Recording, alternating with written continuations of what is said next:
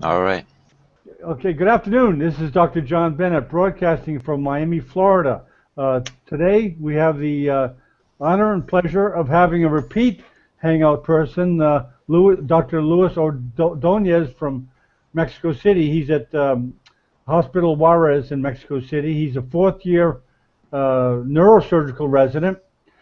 He's also, by the way, an accomplished triathlete, and we had a hangout with him about that. But anyways, today Lewis is going to give a presentation on degenerative cervical spondylosis, and also joining us is our sidekick from Japan, Simon Downs. So hello, Simon. Hello. Hi. Thank you very much for this presentation. I'm looking forward to it. As I said, I'm a psychologist. I'm also a medical student, and I'm training in a hospital. And I'm lucky to be training under an interventional radiologist. Okay, very good. Welcome, Simon. Okay, Lewis, the show is yours. I guess you'll give a presentation and we'll discuss it after you're done. Welcome. Hi, John. Hi, Simon. Thanks a lot for this special invitation. Today we're going to talk about some special issue on cervical pathology. I'm going to screen share my laptop. Okay. Hold on a sec. Okay.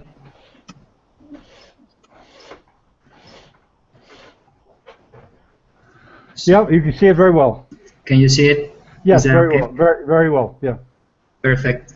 Right now, well, among the topic of cervical spondylosis, it's a very big topic, you know. So I try to make a simple presentation in order to consider and keep updated on one of the most common neurosurgical outpatient care consultations.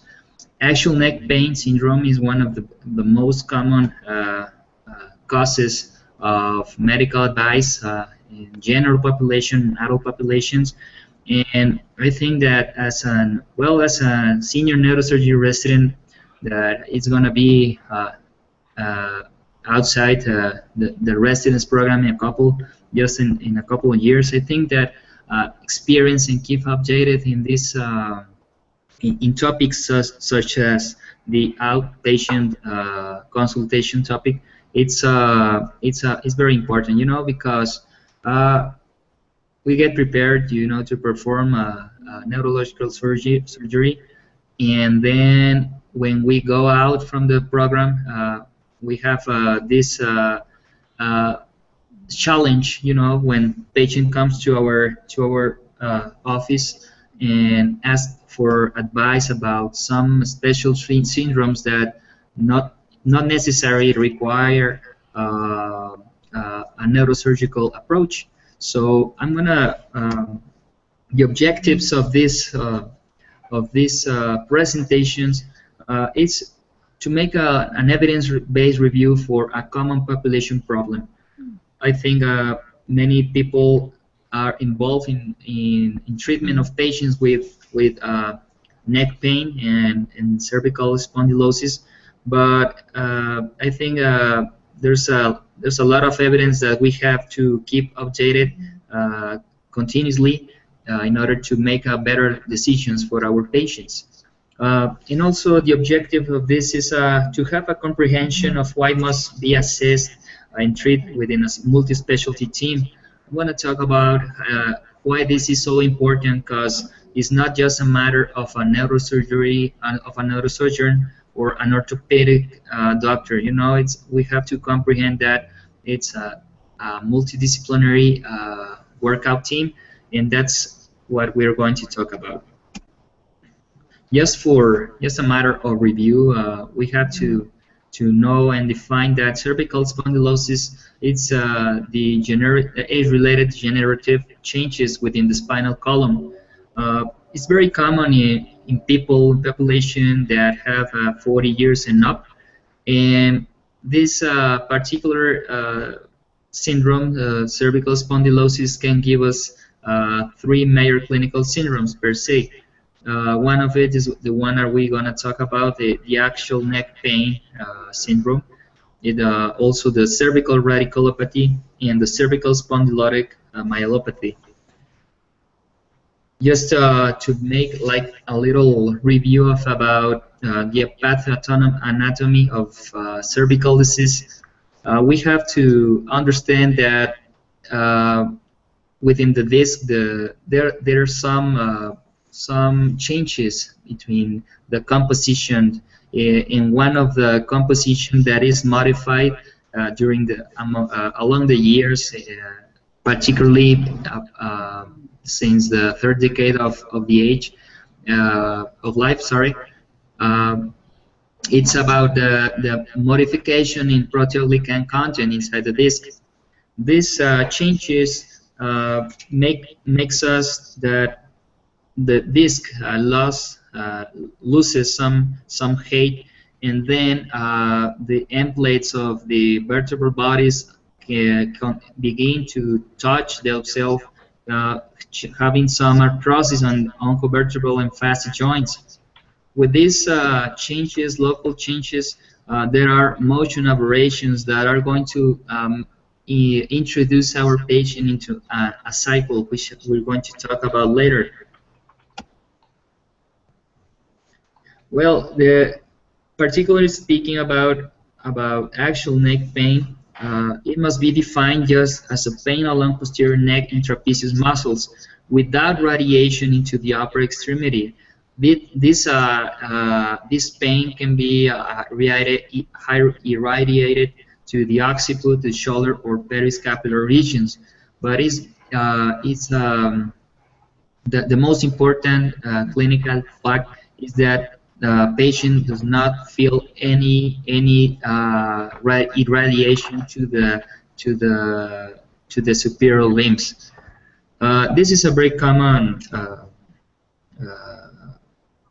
matter of neurosurgical consultation, because we're talking about 10% of adult population, so we're talking about millions of people that asks for advice because of this clinical syndrome. And all ages, particularly 40 years old and older people get affected, as well as both genders get affected equally. This the actual neck pain results from multiple causes. Just like a little pathophysiological review, mechanisms of pain proposed. It's have been described that there are lower levels of ATP in muscles involved.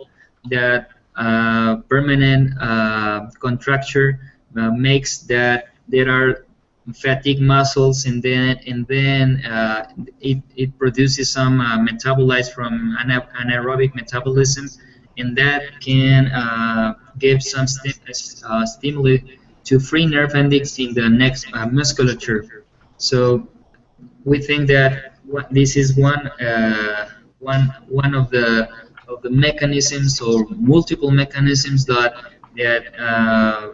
neck pain is felt by the patient. The real question here is about actual neck pain syndrome cause, or does it makes a progression to cervical spondylotic radiculopathy or cervical spondylotic myelopathy? Well, actually, there are no studies that talk about true natural history. We have experienced that patients have postural adaptations, that this maybe enter the patient into a cycle of pain, postural adaptations, and then these wrong postures give us more degeneration. There's no evidence between progression from grade 1 actual neck pain syndrome to a grade 3. I'm going to talk about the classification later. So there's a lack of long-term studies, and I think, well, actually between the spine community, this is theoretically presumed because of the pathophysiology of this clinical presentation. Well, there's some evidence available which try to classify these axial pain syndromes. There's this task force published in Spine in 2008, which talk about how can we assess and how can we treat axial pain syndrome, axial neck pain syndromes. Grade one, it's for people who have no signs of major pathology and little interference with daily activities. Grade 2 are for people who have no signs of major pathology but may impact daily activities. This grade 1 and grade 2, I think, is one of the vast majority of cases that come to our consultation. Then there comes the grade 3, which they have neck pain and they have neurological signs or symptoms such as suggestive of radiculopathy and of myelopathy. So this is a minority of people, but it's also very common. And also there's a grade 4 for people who have neck pain with major pathology, which include instability of the cervical spine, but also they consider spinal infection. So how's the assessment?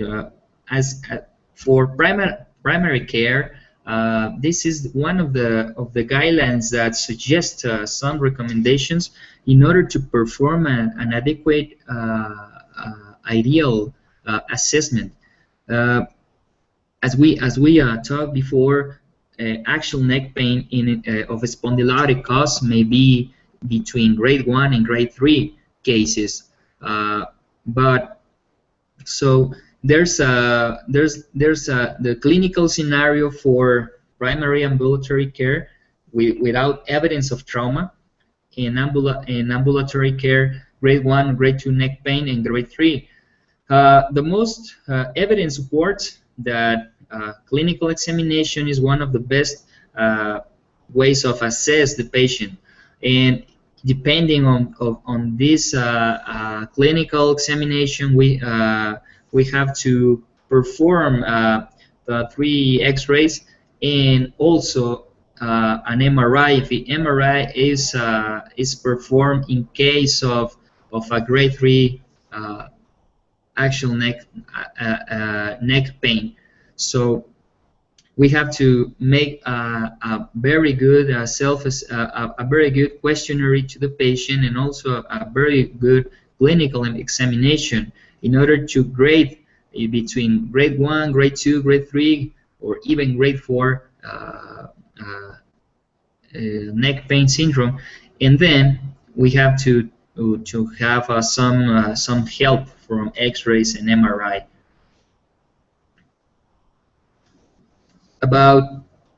What about the treatment? Once these guidelines have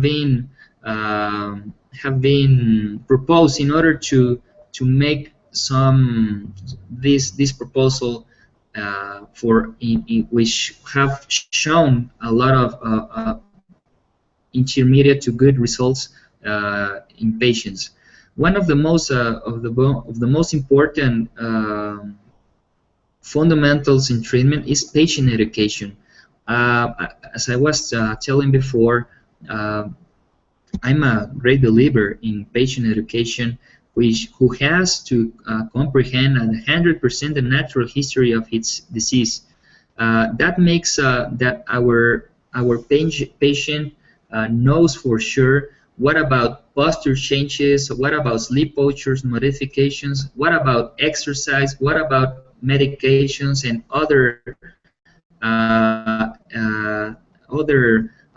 therapies that are available, and that unfortunately we have there are a lot of places I don't know in developed countries, but in developing countries such as Mexico, there are a lot of places that offer a vast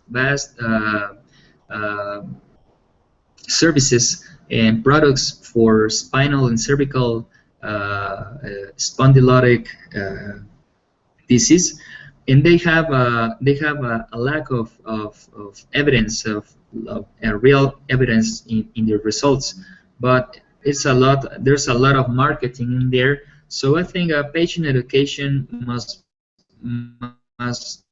be of the perils of the treatment, so they can assess by real professional people in this area based on these special guidelines that are available in the literature. About physical therapy, there's a grade 1B evidence that it's the fundamental treatment and preventions for actual neck pain. This is very important because we have to work with the specialists in physical therapy. You know, it's not just that a specialist. We have to perform work with the technician and the physical therapy doctor in order to give a very good plan for this patient, a plan which has to be personalized for every matter. This is one of the greatest evidence available about physical therapy. Patients have shown that when they are they comprehend their pathology and they get involved in the physical therapy, they have great results in their, because they change their way of life, and they how do you say, they limit this cycle we propose about in this theoretically program. There's a grade 2Z evidence that manipulation, traction, and massage, they have inconclusive evidence about results.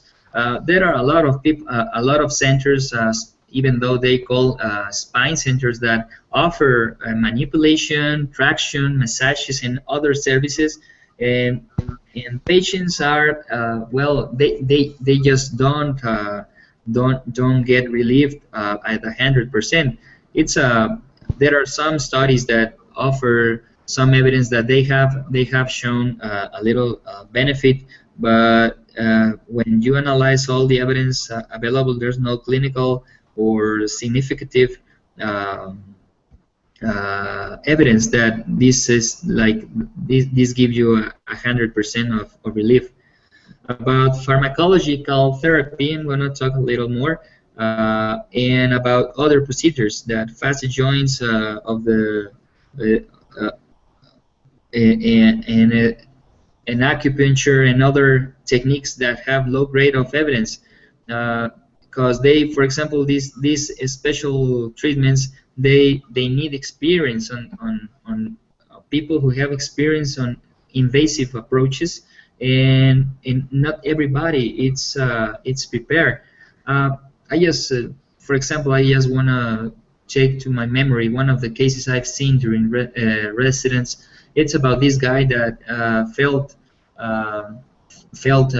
pain, cervical pain, just because his wife touched his back, and then he was going to this institution where they gave him some manipulation, traction, massage therapies. And 1 month after, they realized that he wasn't getting better. There was this I don't know what technical degree he had, but he told him, I'm gonna make a collagen injection into your spine.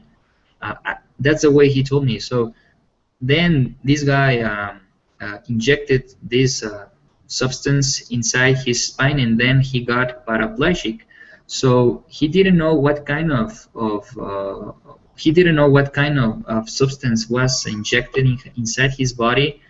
He didn't know if the person had experience of making this this invasive approach. And finally, he was we have to see him at the outpatient care consultation, and he had multiple fractures because multiple myeloma. So I think, for example, that these events, come because patients have no interest on a comprehension of their problem, and then there are centers that they offer some procedures that are not, that they don't offer. They have low grade evidence of results, and also they have low experienced technicians for this procedures. About treatment in pharmacological therapy, in cases of mild to moderate axial neck pain, we have to know, and we have to make a special emphasis in patient that clinical response is seen upon between the second and the third week of treatment. And for mild to generate pain, grade 1 evidence tells us that acetaminophen and NSAIDs drugs are a good way to treat this pain. Also, it's recommended that in grade 1B recommendations that mild opioid analgesics for short-term treatment for severe acute pain. For patients that have chronic pain, we have a little less evidence recommendation, but the best is about a low dose of tricyclic antidepressants prior bedtime. Personally, patients feel better, but I think there's a lack of studies that give us a highest evidence or recommendation. Also, there's a grade 2C muscle relaxants evidence that tells that for patients taking a muscle relaxants at a normal or high dose during the night, they have a good relief, and in a very low dose in daytime for patients with severe muscle spasms also gives a good relief. We have to take care about secondary effects of most muscle relaxants that give us a couple of somnolence. So patients feel a little dizzy during the day, so we have to take care about the doses. But it's a medium recommendation available for managing this chronic pain and muscle spasm. Well, this is very common about the cervical collar. It's very common to see people in the street or outside the office with a cervical collar, which evidence suggests that not using a cervical collar for prolonged periods of time, this gives us like a collar-dependent patient, and this may be helpful to alleviate severe pain, but it's also described that the use of a cervical collar must be worn for at least 3 hours a day. So we actually don't recommend the use of cervical collar.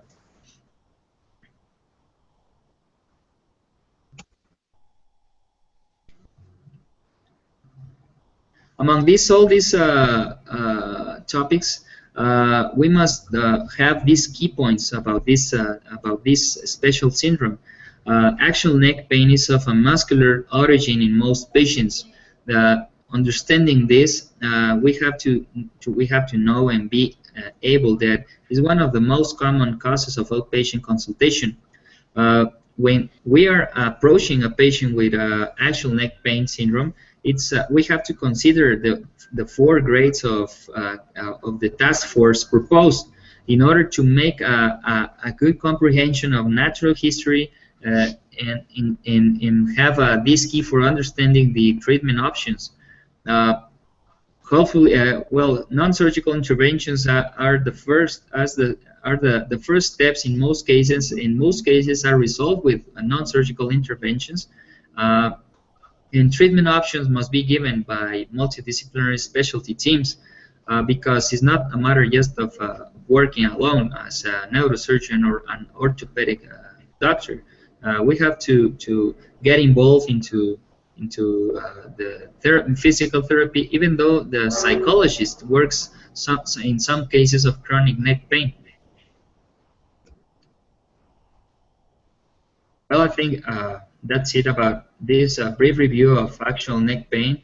If you have any Q&As, I'm available in my personal email in my Twitter account.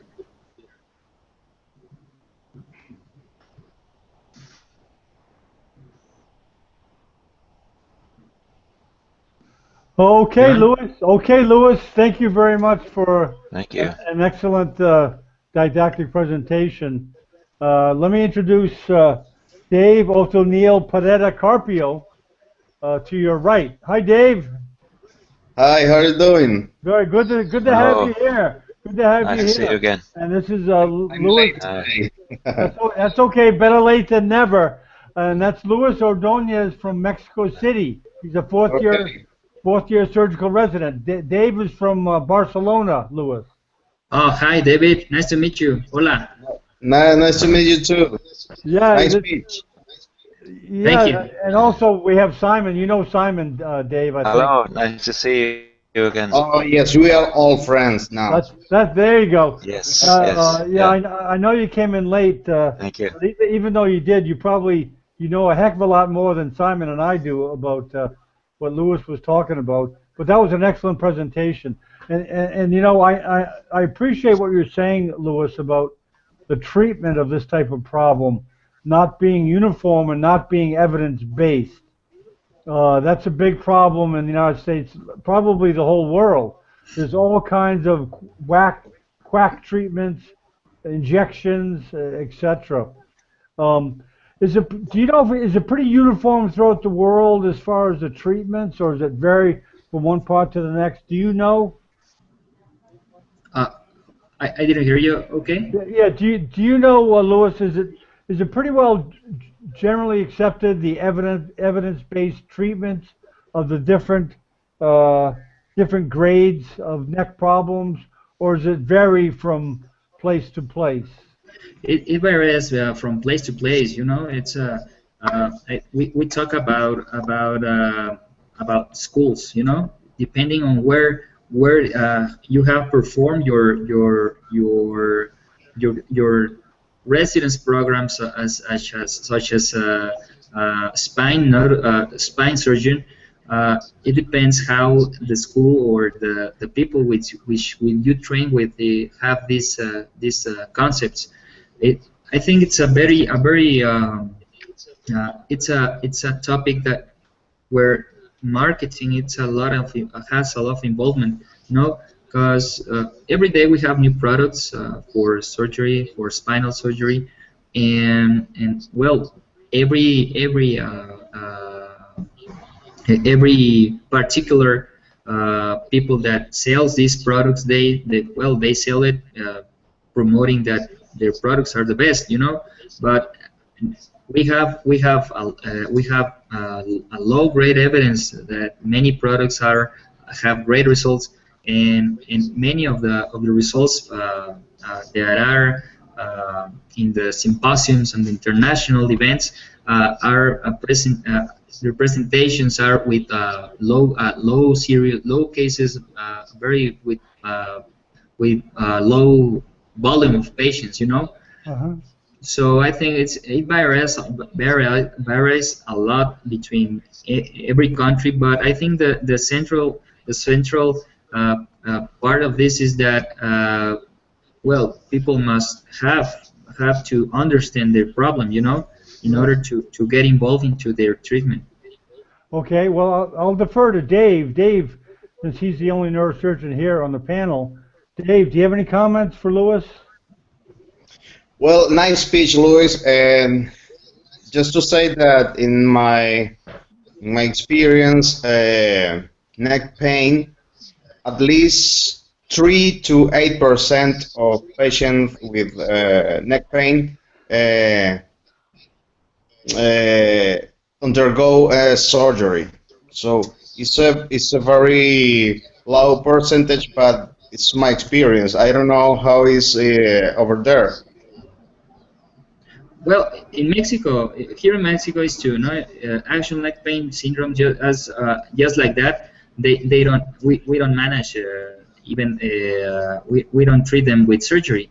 But for example, there are some centers that offer radiofrequency or corticosteroid injections to the facet joints or other procedures, minimum basic procedures that can offer some relief to the patient.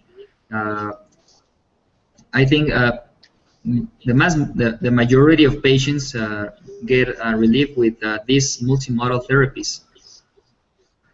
Well, okay, go ahead. just understanding the natural history of the neck pain can help us to decide which patient requires surgery and who doesn't. Now, Yeah, for sure. For sure, we have to understand the natural history of this of neck pain and be warned with the patient. You know, in the follow-up, we have to teach him about the possible clinical manifestations that are that could make them candidates for a surgical procedure. Sure. Okay. Okay. Simon, do you have any questions? Yes, please. Thank you very much for your presentation. I'd like to ask a question regarding how you work with other specialists, such as physical therapists. You were saying that you teach the patients to become more involved in the therapy, but is the neurosurgeon themselves working with the other providers or other mid-level providers, such as nurse practitioners or physician assistants who would do that? Yeah. For example, we have this concept of performing or making these clinics in which inside a hospital we can gather a multidisciplinary work team. You know, where the neurosurgeon and the orthopedic surgeon sees and diagnoses the patient in order to make the clinical assessment. Then the physical therapist and the medical doctor specialist specialized in physical therapy gets involved in the part of therapy. Then after we also have this concern about some people with chronic neck pain that don't respond to medical and therapy and physical therapy. So we also had this support of psychologist experts in order to have some cognitive behavioral therapies, and also it's a way of making them, you know, treated in many ways that can affect their quality of life. Louis, could you do me a favor? Could you put up the slide with the different grades? I see. Thank you. With the different. I'm sorry, Simon. The different grades of cervical neck pain. Pardon me? Could you put up that slide of the grades, the different grades? Do you have that handy? Can you show that for a second? Yeah. Because it'll help me help the issue I'm trying to bring up. Help explain it. Hold on. Okay. This is live in action. This one, right? Live. Different Sure. grades. Sorry. Okay. Different grades. Yeah. There you go. Okay. Yeah. That was it. Okay. Let me highlight. Well, I'm just kind of curious as a workup. Say someone comes in with grade 1. What kind of a workup would they get? What kind of workup? Okay, usually they don't need any X-ray film. They just need some analgesic, acetaminophen, or any other NSAID. We just keep to watch them in a couple of weeks after medical therapy. Okay. We also advise the patient to keep informed about any emergency signs, such as impact in daily life, or for example, high radiation pain to the superior limb. So Okay. they respond very good to with just pharmacological therapy. Okay. How about grade 2? Grade 2 need they need because of the lack of because of the impact of daily life activities. These are more concerned people, you know. So these people must have at least a workup of plain X-rays in 3 projections, and in other people, those people who have an special insurance, or they ask also for an MRI, Right. to keep it, you know, like easy about their physical feelings. Right. But the majority, they because of the impact of daily life activities, they require physical therapy. They require pharmacological therapy, and sometimes they need also they can get better with some manipulation therapies. Right. This is a grade that usually affects the work, and the insurers will want to know what's going on, correct? Yeah, yeah. Okay. How about grade 3? What kind of workup would they get? Well, when as you can see, grade 3, they are accompanied with neurological signs such as radiculopathy signs or myelopathy signs. These every patient needs the MRI, which is the gold standard for this special grade. And they also need the X-ray films in order to assess for spine stability, in order to propose an ideal surgical approach. Mm-hmm. And grade 4, finally? Finally, grade 4, well, they instead of if they have any case of instability, well, they for sure are gonna need some surgery. Or if there's some evidence of spinal infection, which is the less cause of neck pain, well, we have to make a personalized antibiotic treatment. Mm-hmm. Okay. Simon, do you have I have anything a to say? question. Go ahead. I'm just learning all so much here, but in understanding in the workup and figuring out whether it is radiolopathy or pinched nerve, or myelopathy, or pinched spinal cord, if I'm understanding correctly, and an MRI is used. In Mexico City, how often would there be some anaphylactic shock to the gadolinium? I mean, how often do you see that there's problems with MRI contrast? Well, it's very rare. It happens in less than 0.5% of cases. It's very uncommon. Oh, okay. Also, the centers that offer MRI, they are well prepared in identifying some anaphylactic shocks with gadolinium, and they are prepared in order to perform a good and a quick treatment for it. Okay, Louis, you can get off the screen share there first. You just click on the arrow again. Hello, John Hewitt. How are you? Can you hear me, John? Hello. Good. How you doing, John? Yeah, John. What I like to use. You got it here. Louis, this is John Hewitt. He's a medical writer from Philadelphia. Yeah. Hi. How are you? I don't know. I've seen in the previous hangout. Yeah, Louis is talking about neck pain and the various grades of neck pain, and we're just going to ask him questions. I know you're coming in late, John, but is there any questions that you may have of Louis with about neck pain? I know we're putting you under the gun. You haven't seen Louis, so okay. Well, why don't we just go ahead? Yeah, Louis, that is a big, in this country, maybe Mexico is the same thing. It's a big cause of disability for work-related problems. And there's a lot of malingering. I'm sure you're familiar with that term, which a person will fake an injury so Oh that yeah, they don't yeah, they don't have to work.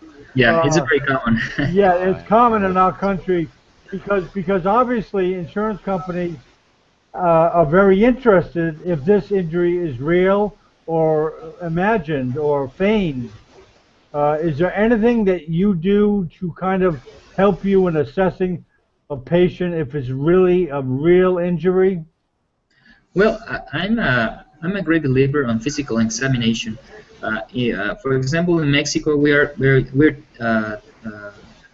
taught to make a very explicit physical examination in order to document if there's a real illness in the patient. You know, because when we, for example, we have the experience of self-assessment questionnaires. You know, well, people can say you whatever they want in order to get whatever they want to in these cases, you know. So I think physical examination is a very in good hands, and with experienced people, it's a very gives you like the 80% of the diagnosis. And just if you enclosure your diagnosis into one of these four grades, you can make a great complement of the workup in order to give the patient a great response of your approach. Yeah, well, for Simon, I think I worked in the ER for a long time, Lewis, and I guess what you're saying is that like the physical exam is inconsistent with the patient's complaint, correct? Yeah, You yeah, can't, and sometimes it's I hard see. to feign muscle weakness, or it's hard to fake reflexes and that sort of thing, correct? yeah. That's correct. Yeah, yeah, Simon, you basically test the I see. patient to see if his I see. complaints matches up with your physical exam, I see. Great. and Good to uh, know. that, yeah, because we used to have patients, Lewis, that would feign paralysis, would actually feign that they couldn't Really. walk, and unfortunately, we had to do some pretty drastic things as far as sticking pins in the feet. And it's Oh. very like you go. Now tell me, Lewis, do you do that? Because I used to do it because that's a very serious complaint if someone says that they can't feel something, and it's sometimes necessary for us to stick the patient's foot with a pin, Yeah, and if they pull it away, obviously they can feel. So you do have to take some drastic measures sometimes in deciding if a patient's complaints are real or not. yeah. For example, there's the minority group of patients that they are very well informed. You know, now with the media, they are very informed about these topics, and in order to get some advantage of this, well, they these minority people, but they can fake some symptoms in order to access this how do you say this incapacity, or how do you say it Yeah, in yeah, English? yeah. They feign Compensation. injury. They fake It's injury. Fake injury. Yeah, yeah. So it's not is a very minor group of people, but well, uh, is the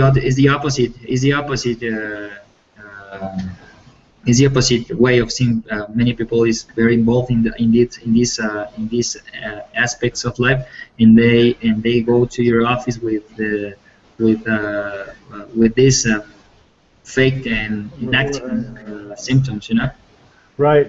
Well, in this country too, and you guys can comment on this, is that patients, in order to get pain medication in this country, will feign neck pain or back pain in order to get pain pills, narcotics.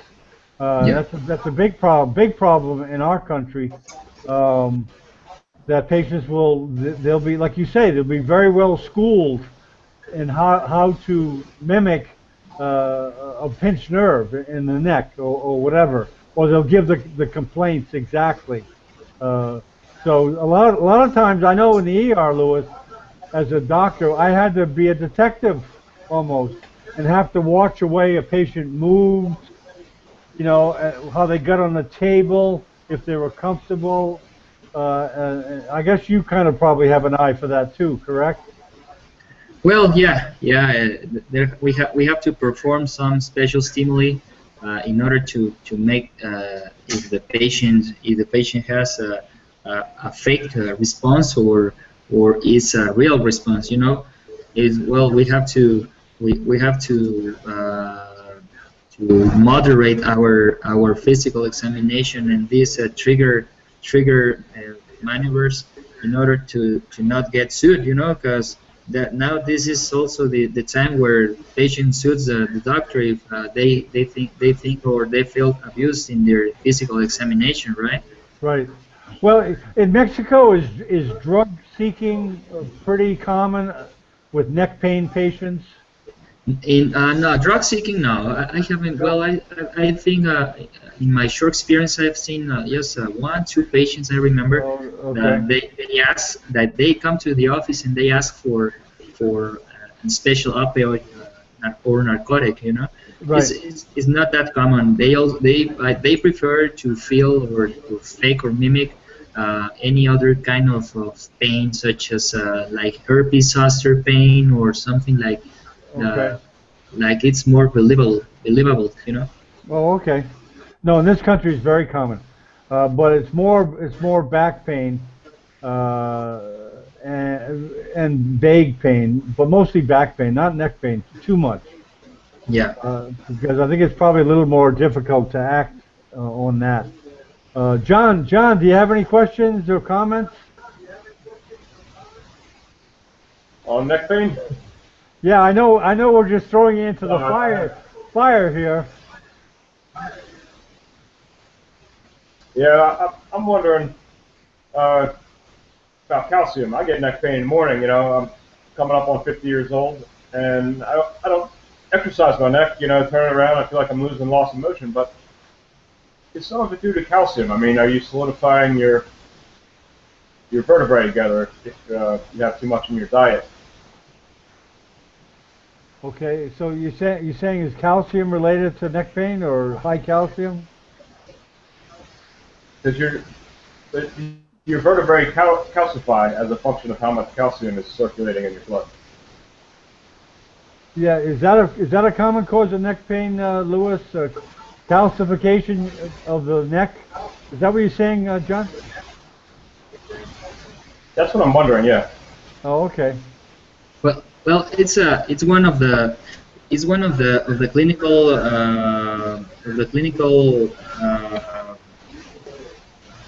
manifestations or causes of clinical of neck pain.